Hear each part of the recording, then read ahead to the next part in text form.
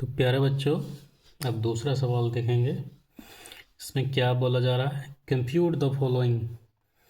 अब दो मैट्रिक्स दिया हुआ है, इसका एडिशन, सब में एडिशन ही है।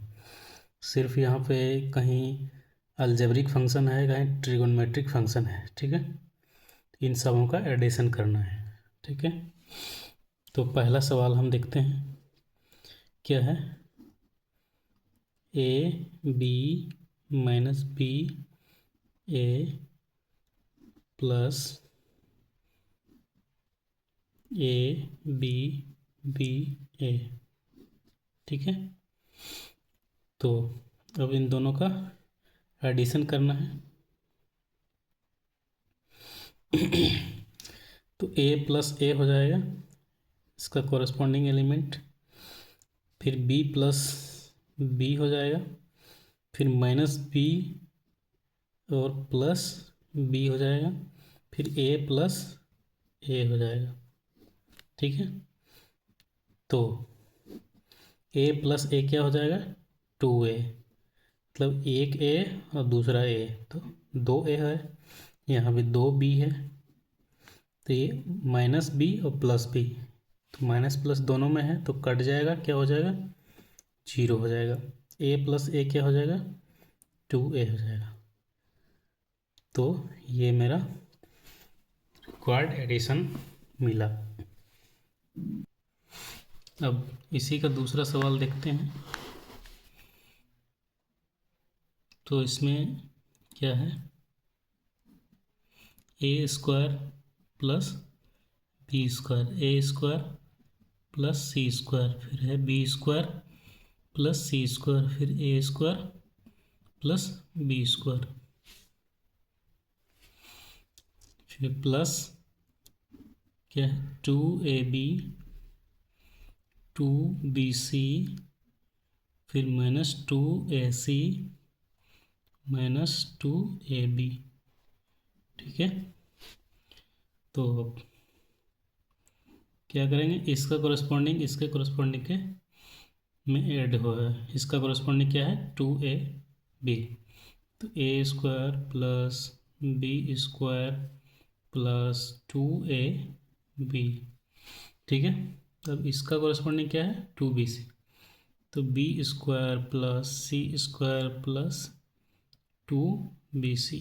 ठीक है, अब इसका क्या है, A square plus C square, अब माइनस 2ac हो जाएगा। ठीक है,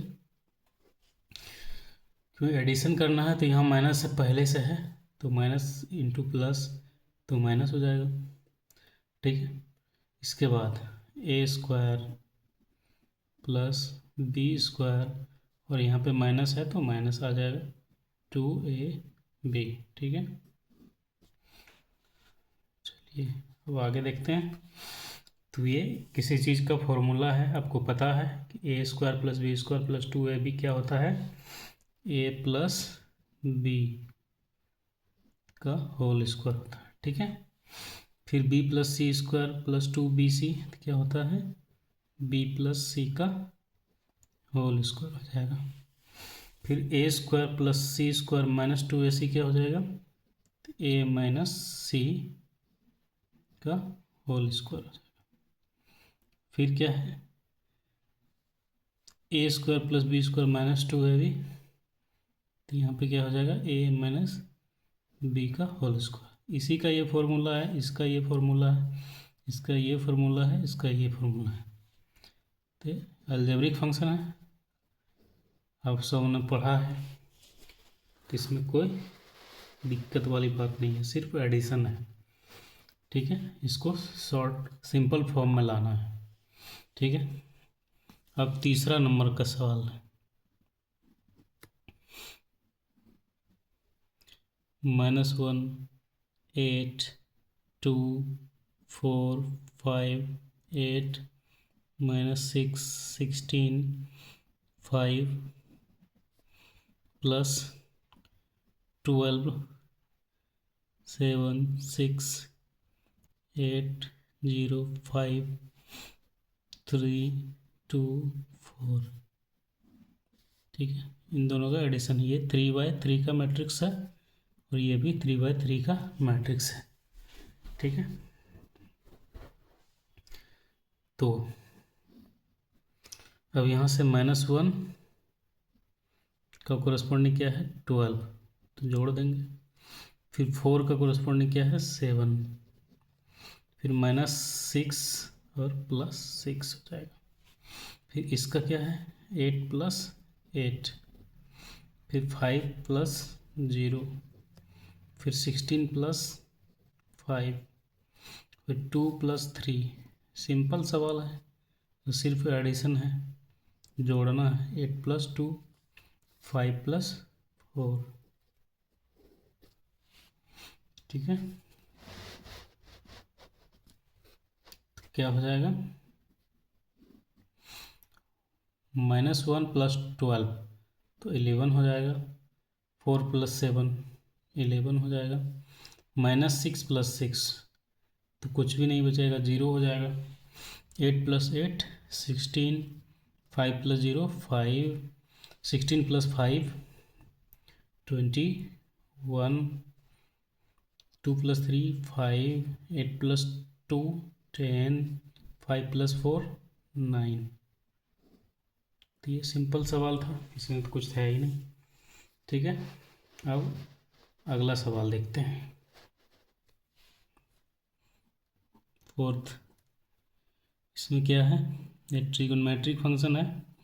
cos square x sine square x sine square x cos square x.